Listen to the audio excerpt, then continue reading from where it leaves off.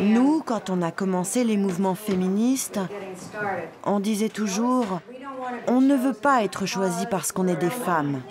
On veut être choisi parce qu'on est la meilleure pour un job. » Et je ne crois pas qu'elle soit la meilleure pour ce job.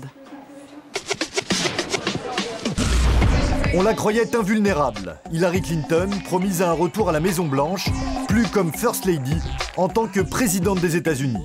Mais voilà, après avoir dominé dans les sondages pendant de longs mois, Hillary est dans l'embarras. Ses adversaires pour les primaires du Parti démocrate remontent. Le plus dangereux, Barack Obama, jeune sénateur brillant qui soulève les foules. Le champ de bataille, l'État de l'Iowa dans le Midwest américain, lieu du premier vote des primaires, primordial pour la nomination finale. Si Hillary perdait cette première compétition le 3 janvier dans l'Iowa, ça changerait la donne pour toute l'élection et elle devrait se battre pour se rattraper. Samedi dernier, on ne parlait que de ça dans l'Iowa. 18 000 personnes sont attendues dans la plus grande salle de concert de l'État. En vedette, Barack Obama, qui a eu la bonne idée d'amener avec lui Oprah Winfrey, superstar de la télé. Elle est suivie tous les jours par 10 millions de téléspectateurs, de quoi remplir une salle.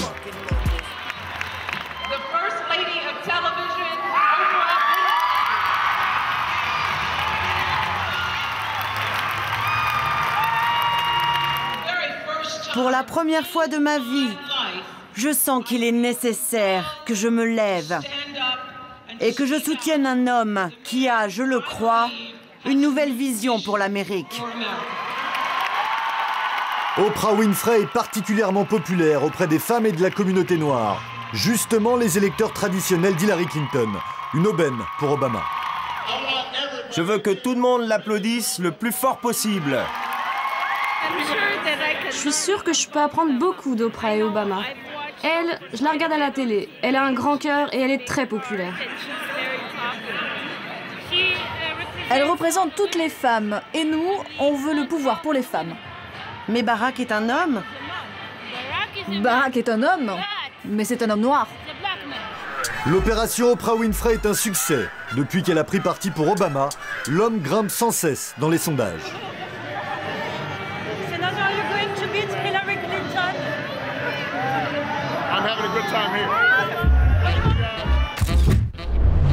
Au même moment, à une trentaine de kilomètres de là, Hillary Clinton elle aussi est en meeting, mais elle a choisi une toute autre ambiance. Pas de salle de concert, un club de parachutisme, pas non plus de stars de la télé, mais sa mère et sa fille en invité surprise.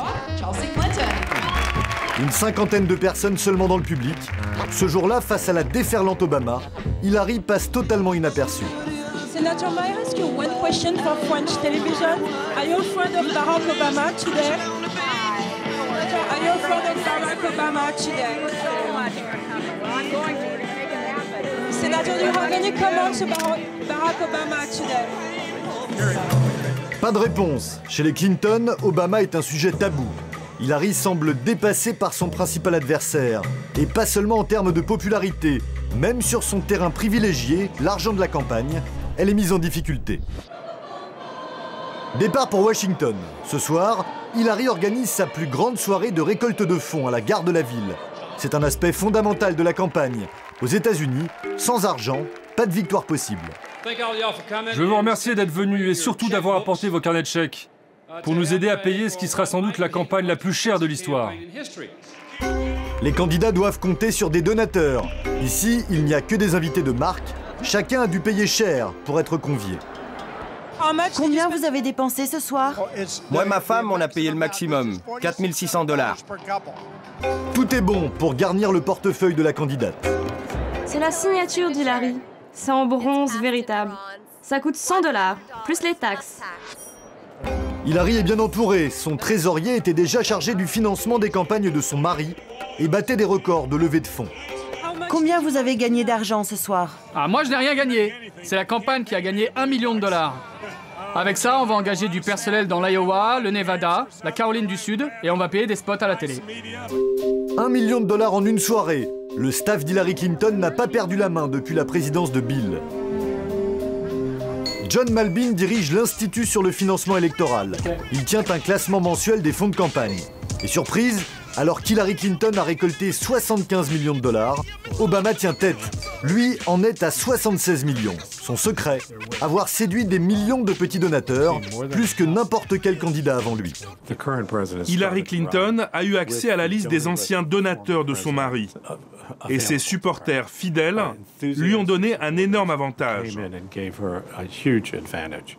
Ce qui a surpris, c'est qu'Obama ait été capable de récolter autant qu'elle. Clinton dépassée en popularité, talonnée sur les fonds de campagne, elle commence même à être ébranlée sur ses positions politiques. On lui reproche d'avoir voté pour la guerre en Irak avant de la critiquer.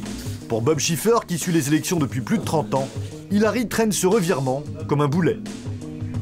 Le fait de changer d'avis, c'est toujours un gros problème aux États-Unis. Quand on donne l'impression que l'on revient sur ses positions. Elle a dit qu'elle n'avait pas changé d'avis. Mais on verra si elle convainc les électeurs au moment du vote.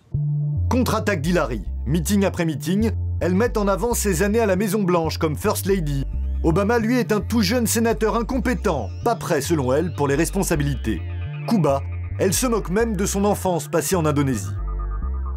Avec tout mon respect, je ne crois pas qu'avoir vécu à l'étranger entre l'âge de 6 et 10 ans soit une expérience de politique étrangère. Mais là encore, Hillary ne touche pas sa cible. Au contraire, son attaque la dessert. Retour dans l'Iowa. Les partisans d'Obama organisent régulièrement des house parties politiques, des soirées destinées à convaincre leurs voisins de voter comme eux. Et depuis quelques semaines, les anciens supporters d'Hillary Clinton sont de plus en plus nombreux à se détourner d'elle. L'idée d'avoir une femme candidate à la présidence m'a toujours séduit. C'est pour ça que j'ai soutenu Hillary jusqu'à maintenant. Mais aujourd'hui, toutes les options sont ouvertes. Nous, quand on a commencé les mouvements féministes, on disait toujours « On ne veut pas être choisi parce qu'on est des femmes. On veut être choisi parce qu'on est la meilleure pour un job. » Et je ne crois pas qu'elle soit la meilleure pour ce job. Même certaines féministes ne croient plus en Hillary Clinton.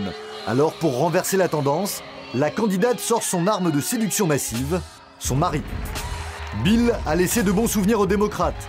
À son tour, il part en campagne dans l'Iowa, en espérant devenir le premier First Lady masculin de l'histoire des États-Unis. J'ai le même sentiment qu'il y a 35 ans. Elle sera la meilleure. Et elle mérite d'être présidente, parce que l'Amérique mérite d'avoir la meilleure. Vous devez répondre à une question simple. Qui serait le meilleur président? Je pense que vous connaissez la réponse. Merci, Dieu vous bénisse. L'histoire dira si le coup de pouce de Bill sera suffisant. En un mois de campagne dans l'Iowa, Hillary Clinton a perdu 5 points dans les sondages.